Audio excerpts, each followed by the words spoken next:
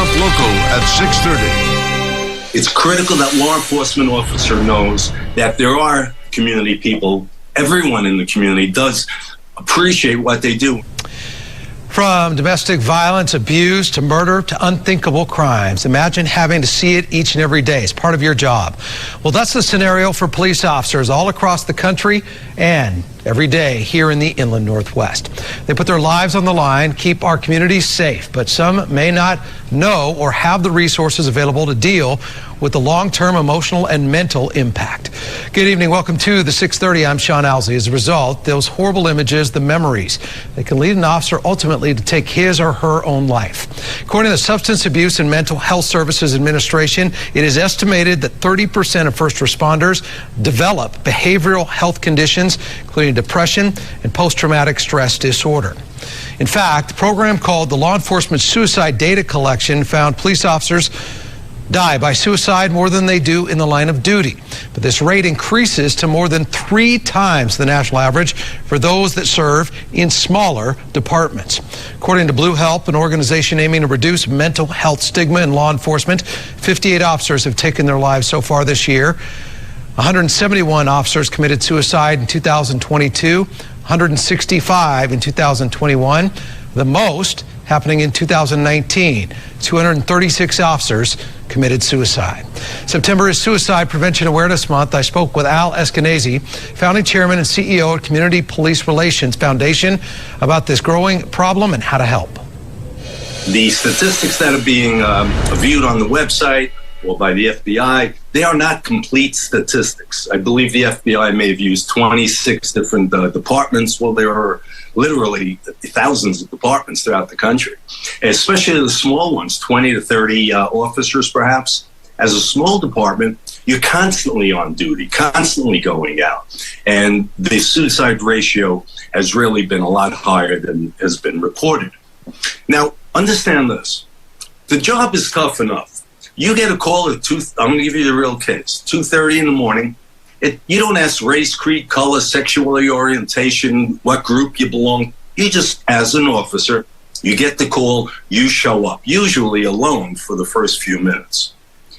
So we had a case where an officer gets a domestic violence call, goes into the house, he has to subdue the attacker, and does that, and then he has to deal with the woman on the floor with the battered baby. How do you deal with that as a human being? How do you go home to your family and deal with that and your children? And it's not a one-off time. These domestic violence calls or other types of distressing calls are throughout your year, throughout your career. Well, imagine any sport or any other occupation. And when you're constantly facing this day in and day out, and suddenly there's a paradigm shift in society where now you're the bad guy. Defund cops, defund police. Don't call the cops if there's something going on, a riot going on. Well, that's against societal norms. So we don't discuss that in the neighborhoods when we go in. We only discuss, get to know people as people, not as just a uniform. And so what we did is, we're fortunate enough that Boulder Crest Foundation approached us 37 months ago, and they gave us a program to pilot in Miami-Dade County. It's a mental health program that has been independently run by Boulder Crest for veterans.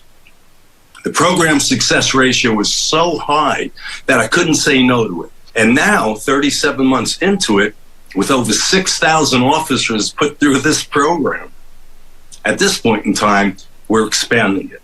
You know that officer I just told you that at 2:30 in the morning seen that horrible scene? At 2:31 in the morning, he could have gotten on his phone. He will be able to get on his phone and now call a peer-to-peer. That means officers that were trained in how to be a peer during a critical incident for the mental well-being of the officer involved. So now at 2:30 in the morning, he makes that phone call within minutes. I don't mean like 3 minutes. I mean within the hour. You'll have 2 officers that are trained peer-to-peer officers on emotional stability show up to be there for that officer. No questions asked. You're on the East Coast, we're here on the West Coast. But do you think this is a program based on the early success that you've seen, the positive effect it's had on the mental well-being of law enforcement, is something that can take off across the country and be applied for law enforcement nationwide? Well, I'll tell you something wonderful that's happened in the last year, maybe a little bit more than the last year. Boulder Crest Foundation is now in 12 other departments in 12 states. Your final message to maybe an officer that has been grinding day in and day out and taking calls and been, emotionally compromised by what that officer has seen. Your final message to that person if they're listening tonight. I want law enforcement officers to know they're a major part of society, they're appreciated, and Community Police Relations Foundation is here to stand with them. And communities of distress, we're there to stand with you as well.